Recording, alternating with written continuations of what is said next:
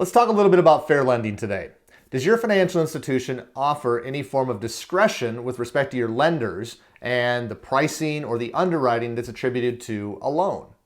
Hi there, this is Jerod Moyer with Bankers Compliance Consulting, and the answer to that question for many of you listening is likely yes. You offer discretion. Okay? You have loan policies, you have procedures, you have rate sheets and things like that to mitigate fair lending compliance risk, but that doesn't mean you always follow them 100% of the time. You make exceptions. So is that okay? The answer is yes. If you're going to make exceptions, do be sure that's in line with the board and management's risk appetite. Now, how can we make sure that something's in line with a certain appetite? Well, you have to have information. You can't manage what you don't know. So in order to determine whether or not the exceptions that are happening in your organization are in line with a certain appetite level, you need to get information. How do you do that? You have to know where the exceptions are located. Where are they coming from? Where are they not coming from? What are they being made for? Here's what it comes down to, folks.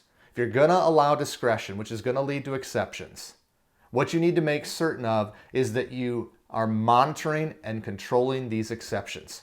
We have to strive for some sort of consistency in relation to exceptions, because here's what it comes down to. When they do fair lending exams, remember, discrimination doesn't have to be on purpose.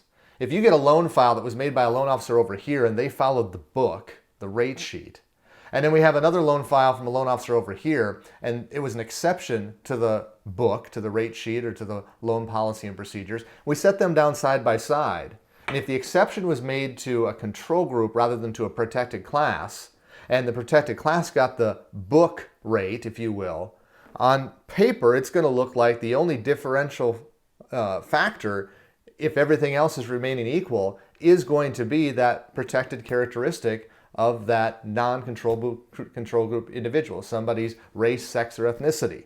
And that will be a problem from a fair lending standpoint. So if you're going to allow discretion, which leads to exceptions, you have to make sure you get information in order to manage it and control those exceptions that are being made.